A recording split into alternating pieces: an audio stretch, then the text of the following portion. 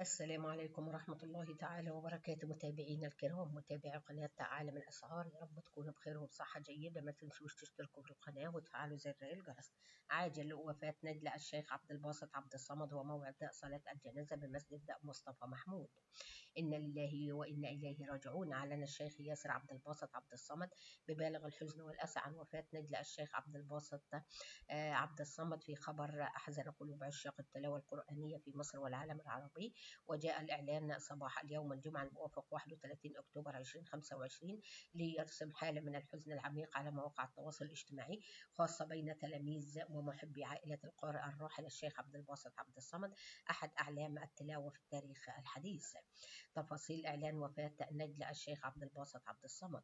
نشر الشيخ ياسر عبد الباسط عبد الصمد عبر حسابه الرسمي على موقع فيسبوك منشورا أعلن فيه وفاة نجل الشيخ عبد الباسط عبد الصمد شقيقه الأستاذ عصام عبد الباسط عبد الصمد، قائلا: إنا لله وإنا إليه راجعون.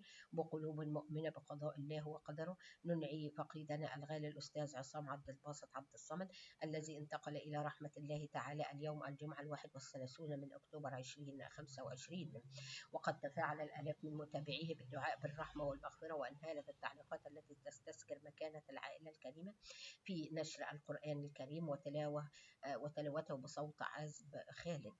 موعد صلاة الجنازة على نجل الشيخ عبد الباسط عبد الصمد. وأوضح الشيخ ياسر أن صلاة الجنازة على نجل الشيخ عبد الباسط عبد الصمد ستقوم عقب صلاة الجمعة اليوم في مسجد الدكتور مصطفى محمود بالمهندسين، وسط توقعات بحضور عدد كبير من علماء الدين ومحبي التلاوة من مختلف المحافظات لتشييع الجثمان. وطلب الشيخ ياسر من جمهور الدعاء لشقيقه بالرحمة والمغفرة، قائلا: اللهم اغفر له وارحمه واجعل مثواه الجنة واجعل قبره روضة من رياض الجنة. اللهم امين يا رب العالمين. حزن واسع بعد وفاة نجل الشيخ عبد الباسط عبد الصمد.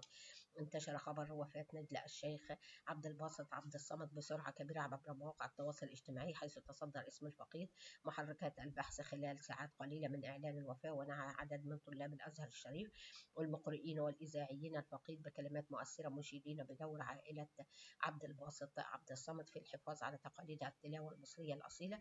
وقال أحد المقربين من الأسرة: برحيل الأستاذ عصام عبد الباسط عبد الصمد تفقد الأسرة الكريمة أحد أبنائها البررة الذين حافظوا على إرث الشيخ الراحل في الأدب والخلق قبل التلاوة. إن لله وإنا إليه راجعون. قبل ما ننهي الفيديو ما تنسوش تشتركوا في القناة وتفعلوا زر الجرس. والسلام عليكم ورحمة الله تعالى وبركاته.